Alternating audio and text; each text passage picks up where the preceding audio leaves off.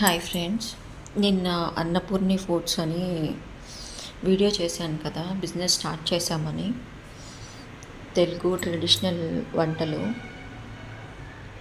అయితే అది నాకు ఒక్కదానికే కాదు, నాకొచ్చే ప్రాఫిట్లో 50% లేని వాళ్ళకి ఆకలి తీర్చుతుంది.